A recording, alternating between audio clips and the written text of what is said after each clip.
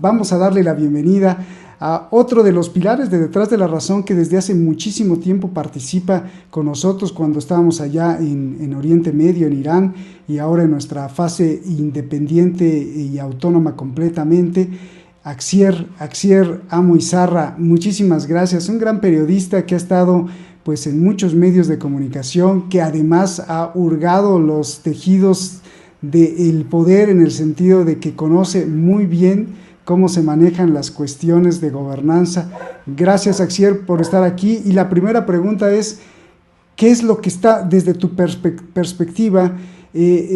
¿A qué asistimos con este funeral majestuoso, fastuoso, lleno de lujo y uno de los operativos más grandes de seguridad de toda la historia? Axier, te escucho. Buenos días, querido Roberto. La verdad que muy agradecido de poder participar en este programa especial, que además estáis haciendo historia realmente. Pues, antes comentabas el tema de la censura, cómo al final la libertad de expresión, la libertad de información y la necesidad de saber y conocer y tener una visión globalista, ¿no? Más implicada y ser más frescos, al final cuesta mucho, ¿no? Y sobre todo ese valor de comunicación y opinión que transmites en tus programas y que tanto te está costando. Pero bueno, sales adelante, que es lo importante, y nos tienes a nosotros convencidos de estar a tu lado y trabajar a tu lado y hacer lo que tengamos que hacer para que la gente sepa lo que realmente se mueven las élites, ¿no? Pues los hilos de las sombras de la política son muy interesantes, pero a la vez pues son también un poco, digamos, amenazantes en algunos casos. Pero bueno, bien, metidos en este asunto, creo que Gracias. estamos viendo el final de una etapa que va a marcar un antes y un después en la geopolítica mundial y en la forma de concebir ciertos símbolos que se han venido postergando en el tiempo. Y cuando digo esto, quiero decir que realmente con la muerte de la reina Isabel, pues que no solo que hay un mito, sino que hay toda una oleada que va a ser, que creo va a ser en efecto dominó de una serie de casas reales europeas, también orientales, donde vamos a poder ver que de aquí a unos años la monarquía no existirá, como quedará un pequeño reducto y realmente pues esta clase aristocrática pues dejará muy pronto de ser predominante y sobre todo pues que mantengan todavía ese privilegio, ¿no? que les concede pues sus ciertos estatutos o sus ciertos además condiciones monárquicas, y por eso creo que estamos viendo ahora con la muerte de ella, así que ahí no solo se muere una gran parte o empieza a morirse una gran parte ya de lo que son las monarquías europeas, segurísimo. Esa imagen que estábamos viendo antes con el frente del ataúd, de todas, digamos, las cabezas coronadas, ¿no? Y algunos jefes de Estado por ahí que también llevan ya años, pues, no sé, intentando beneficiarse, ¿no? Y vivir de lo público. Yo creo que es el momento ya de que va a haber un antes y un después. Ella se mantuvo en Oye, el poder hasta el final como un gran símbolo por eso, porque es que estaba claro que con ella fuera iba a ir todo lo demás, iba a ir a peor. Axier, háblanos de la hipocresía, porque, a ver, no entiendo, no invitan a Maduro, pero sí invitan a Bin Salman, el príncipe del terror para muchos. Sí, de que esos serían dos casos reales, ¿vale? Comentándolo con ironía, ¿no? Pero es verdad que luego en la lista de invitados hay grandes sorpresas, ¿eh? Aquí, por ejemplo, nosotros en España, ya lo sabes perfectamente, la gran polémica que hay entre la visita de la invitación al rey emérito o la invitación al actual rey de España, ¿no? Felipe, y a su padre Juan Carlos. Es más, les hemos visto que incluso se han sentado juntos, por cosa que aquí se había generado en España una gran polémica. En el caso que comentas, al final Nicolás Maduro es un jefe de Estado, obviamente, y esto es un funeral de Estado. Bien sea por cuestión política o bien sea por cuestión real, si has lanzado una carta a una serie general de jefes de Estado, pues no entiendo por qué a unos sí y a otros no. El caso de Salman todavía es más curioso, ¿no? Porque además, bueno, pues es, digamos, como yo creo que es una muestra todavía de que Reino Unido depende mucho de Arabia Saudita, y eso también se deja notar, ¿no? Como es un privilegiado más que está entre los grandes, ¿no? Entre las grandes coronas europeas, las históricas coronas europeas, y esto, pues bueno, pues como se acepta, ¿no? Hemos visto incluso en otras reuniones, no sé si recuerdo que era el G20 o el G8, que nadie se acercaba a Salman. Solo se acercó, creo que les fue a saludar Vladimir Putin. Me gustaría ver las imágenes que estáis retransmitiendo ahora de esta emisión en directo. ¿Quién está cerca de él o quién está al lado o cómo se mueve entre la gente, entre los grandes? Claro, porque justamente Bin Salman, pues acusado de orquestar la punta del iceberg, el homicidio de Jamal Khashoggi, un periodista que lo llamaron al consulado en Estambul y ahí lo mataron, lo descuartizaron. Es tremendo el hecho de que haya sido invitado Bin Salman cuando se le señaló y cuando el Reino Unido era uno de los promotores de hacer justicia, y eso es terrible. Esto señala, Axier, que eres mi amigo aunque seas terrorista cuando, y no porque esté acusando a Bin Salman, pero eres amigo aunque seas aplastes a tu pueblo, siempre y cuando pues a mí me des beneficios económicos. Cuando no estás alineado a mis beneficios económicos, entonces te conviertes en enemigo y en enemigo número uno. Es dramático, claro, esto. Es dramático. Sí. Más todavía, Roberto, cuando tú encima eres enemigo, pero alguien te han elegido democráticamente en las urnas. Eso, o sea, no, es que es así, ¿no? O sea, vamos a ver, o sea, para el Reino Unido, el presidente Maduro no es presidente de Venezuela, básicamente. ¿Por qué? Porque no es amigo tuyo, porque las cosas no se hacen como se tiene que hacer. Antes, cuando estaba diciendo en mi introducción, decía que lo que estamos asistiendo en estos momentos es un momento histórico, porque para mí es la destrucción de un imperio. No olvidemos que además el Reino Unido no es un Reino Unido, es un imperio, que tiene todavía súbditos repartidos y colonias los tiene repartidos por el resto del mundo. Entonces, entiendo perfectamente que una visión liberal como pueda tener Nicolás Maduro, pues no se aceptara dentro de los rigores de una élite que ha estado acostumbrada a estar siempre, a ser privilegiada, a nunca ser criticable, aunque sí se la ha criticado muchas veces, pero siempre a estar por encima de todo, ¿no? Por encima del bien y del mal. Lo estamos viendo ahora mismo, ¿no? Las circunstancias de la separación real que hay entre los poderes, entre lo público y lo civil, ¿no? Los ciudadanos. Y vemos todavía como ciudadanos se agolpan yo entiendo que hay cuestiones de respeto, las entiendo, pero como los ciudadanos todavía se agolpan en las calles para ver pasar el desfile de celebridades, entre comillas, celebridades políticas o reales. Uh-huh. Dijiste dos cosas. Por eso lo que dices de hipocresía viene genial en este momento. Dijiste dos cosas muy importantes, Axier. Es el fin de un imperio, se desquebraja el imperio, y es un antes y un después para la geopolítica. Y entonces yo te pregunto, y esta ascensión de Carlos III, este Reino Unido con una nueva cabeza, ¿nos acerca más a la paz o nos aleja de la paz? En la cuestión geopolítica, ¿conciliará con Putin o será más agresivo con Putin? ¿Cómo nos afecta a nosotros, a los ciudadanos del mundo? Si nos va a traer más belicismo, querer ese recuerdo por regresar a lo imperial y colonial que tuvo el Reino Unido, o simplemente cambian de página y ahora será otra cosa. ¿Cómo lo ves tú? Pues es que, mira, sinceramente creo que, aparte que, bueno, al rey Carlos III, ahora Charles, ¿no? Tampoco le va a dar tiempo para hacer grandes cosas, ¿no? Porque la política, la geopolítica, y lo sabes tú mejor que nadie, va muchas veces a gran paso, ¿no? O sea, tiene un horizonte muy, muy lejano. Y estamos viendo que al final, en la cuestión del Reino Unido, la política que marcaba la Casa Real, en este caso, siempre ha sido muy, muy a largo plazo. Y lo estamos viendo que la gran diferencia que iba por un lado de la reina con los primeros ministros, ¿no? En este caso, lo que sí que estamos viendo es que creo que la reina aguantó hasta donde ha podido. Por eso incluso el príncipe Carlos, ahora rey Carlos III, no ha asumido el mando hasta este momento, y ha sido por circunstancias como la muerte de su madre. Obviamente, si no lo habría hecho. Creo que no, si en 73 años tu madre no te cede la corona, es por algo. O sea, creo que es algo ya que ella misma se rindió.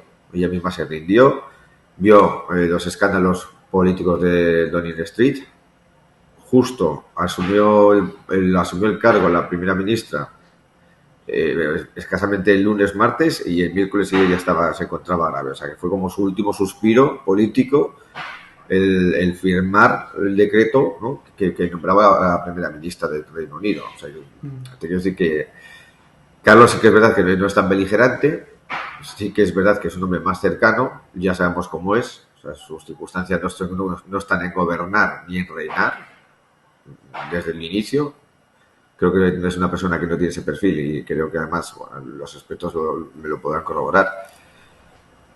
No va a tener el respeto que le tienen a la madre, porque aparte que, bueno, todos conocemos la historia de sus mensajes,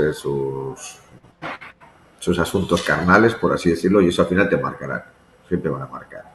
Creo que el Reino Unido va a ser un Reino Unido beligerante, como lo ha sido siempre, porque eso lleva en su genética. Es más, peor todavía porque no va a haber una figura clave que pueda llevar un poco, digamos, el control de algo. Hemos visto como la propia reina madre en algunos casos ha tenido que salir al paso de ciertas circunstancias, de ciertas críticas, o en algunos momentos históricos. Ella ha marcado muchas veces el ritmo y ha marcado realmente donde iba a ir lo que es, no la vida política del Reino Unido, porque eso lo llevan en Downing Street, sino ella marcaba la vida moral, por así decirlo, de donde tenían que ir los ciudadanos. Que creo que eso también ha sido un gran registro, que es lo que a ella realmente pues le ha encumbrado, por así decirlo. Políticamente no veo al Reino Unido ahora mismo con la misma posición que hace 3 semanas, por ejemplo. Se está desmoronando y lo estamos viendo que es un efecto dominó en todas sus áreas, y sobre todo la división que va a crear. Por la política por una parte, la política dividida del Reino Unido por una parte, la política entre republicanos y monárquicos, si acabar con la familia real o no acabar con la familia real, y ya los territorios, Irlanda, Escocia, ya hemos visto cómo han celebrado, y eso, bueno, aunque sea una falta de respeto también, cómo han celebrado el fallecimiento de la reina. Hemos visto imágenes, hemos visto como que cantaban como la canción de Lizzie in the Box, ¿no? Pues yo sé que eso ya hemos visto que mientras estaba ya viva todo estaba perfecto, ¿no? Era todo muy taimado. Y ahora pues vamos a ver cómo ya va a haber pequeñas brechas que eso igual a la población del Reino Unido pues al final eso también la va a marcar, ¿eh? Y luego ya sobre todo este acto tan fastuoso que llevamos de funeral más de una semana, pues es un poco ya excesivo. Habrá ciertos ejes, porque al final no vemos que el Reino Unido, con la política fracasada del Brexit o con la política fracasada de acercamiento con Estados Unidos para intentar controlar los demás, el resto de países, como la fuerza anglosajona, ¿no? El bloque anglosajón por encima de los bloques occidentales y orientales, también ha sido un fracaso. Oye, Axier, explícame este fenómeno que me llama mucho la atención. ¿Por qué hay tanta fascinación? ¿Por qué hay tanta fascinación por el funeral real? Gente llorando, poniéndole florecitas, y no tienen ni para comer, no les alcanza el sueldo, el salario para su gasto del mes. Ahora viene un invierno que va a estar peor, no les va a alcanzar para el gas. Sin embargo, están llorando, le dicen adiós. ¿Por qué esta fascinación? Esto en Gran Bretaña y en el mundo también una fascinación tremenda por el funeral de la reina. ¿Cómo explicar Sí, esto? incluso en la ciudad de la Comunidad de Madrid se dieron 3 días de luto. Totalmente impensable, pero bueno. A mí lo que más me gusta es que yo creo que estamos hablando de lo que comúnmente se llama pan y circo, ¿no? A la gente necesita desviar la atención en cualquier momento. Y ahora, si quieres el Reino Unido, que estaban hace 15 días en una situación crítica, convulsa, y ahora les has unido con la muerte de la reina, porque al final esto le está... un trauma les cose, el miedo les cose a la población y están más unidos ahora que nunca, ¿no? O sea, hay pocas cosas que puedan unir a una población, como puede ser el deporte, ¿no? Un campeonato mundial de fútbol, como el que va a haber ahora, o de baloncesto, cosas así, ¿no? Que realmente la gente sienta orgullo de ser parte integrante de algo. Y ahora estamos viendo que todo esto tan fastuosidad, de respeto, al final a la gente pues le cala, porque están 24 horas constantemente recibiendo impactos y está constantemente recibiendo imágenes, declaraciones de sentimentalismo, y entonces es más fácil que la gente pues se una a esa corriente sentimental y esa corriente te voy a decir respeto, porque bueno, pues sí, lo podemos llamar respeto, pero son 24 horas de bombardeo mediático, porque para eso el Reino Unido sí que saben hacer política y periodística de esta, de lo que nos gusta a ellos de amarillismo, por así decirlo. O sea, eso lo hacen muy bien. Y lo demás, es fácil ver cómo nos dejamos arrastrar todos por esto. O sea, cómo en España hay gente que está viendo el funeral y lo sigue como si fuera un funeral de alguien cercano suyo, como si fuese tu reina de verdad. Ujú.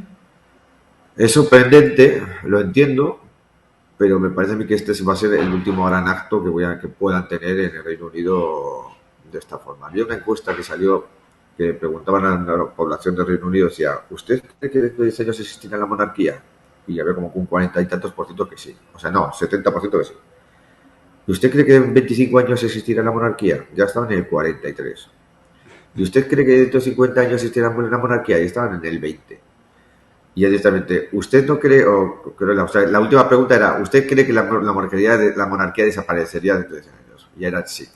O sea, ya la última era sí o no. O sea, que creo que vamos a ver un cambio bastante radical, porque la figura de Carlos no va a traer la misma fuerza que la que tenía su madre, y la población va a desesperar. Y sobre todo con el invierno el invierno que nos va a llegar, la política errática que tiene el Reino Unido, tanto a nivel interno como a nivel externo.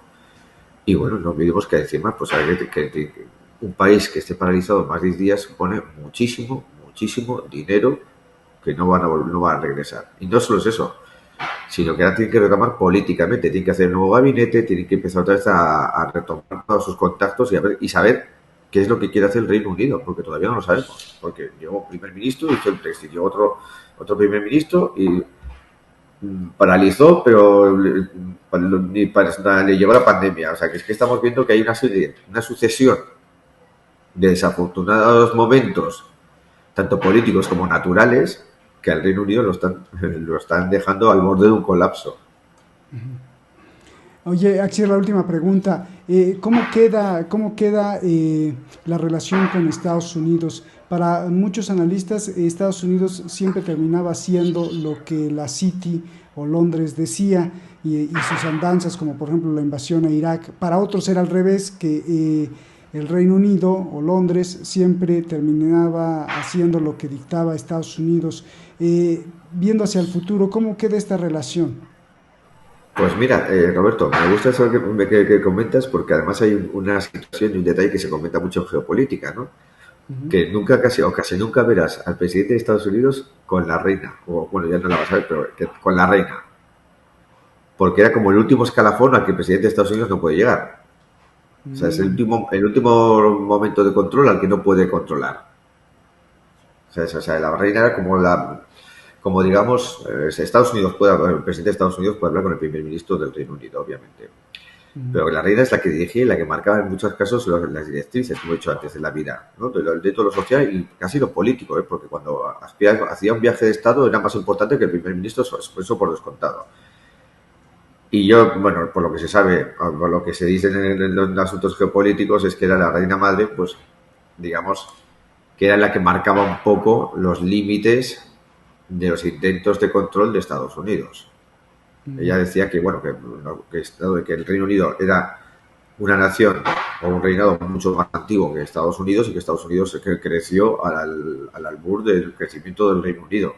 O sea, era como, por una parte, su protectorado y si lo quieres decir en tono familiar, podemos decirlo ya también, porque ya siempre ha tenido un carácter muy familiar, en este caso la reina, pues que eran sus hijos.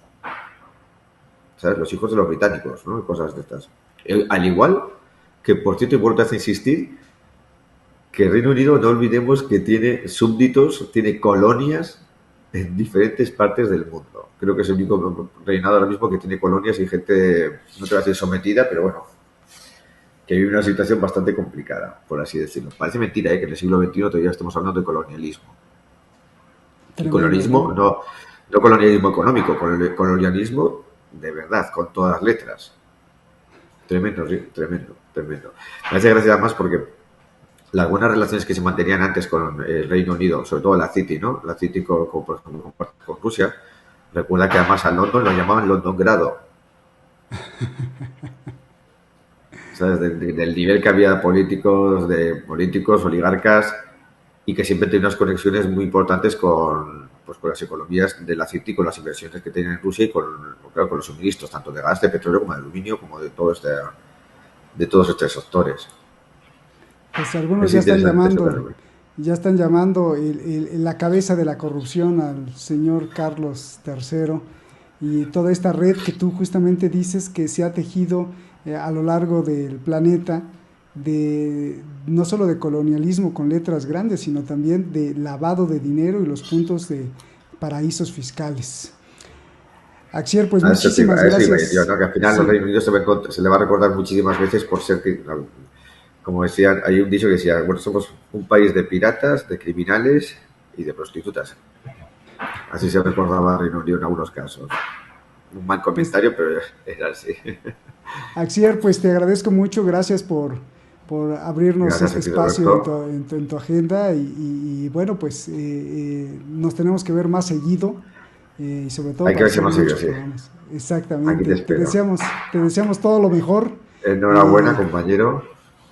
Gracias y muchas gracias por tus palabras y gracias, te felicitamos siempre por tu labor de estar dándonos todas estas semillas para poder reflexionar y para poder acercarnos más a lo que nos venden como realidad. Gracias, Axier, un abrazo. Es un placer, Roberto. Un abrazo fuerte. Quiero pedirle, como todos los canales lo hacen y que gracias a eso podemos existir y llevar la información, que haga algo muy sencillo. Solo píquele ahí y suscríbase, toque la campanita, para que este espacio de libertad continúe. De lo contrario, los que nos quieren manipular seguirán avanzando. ¡Saludos!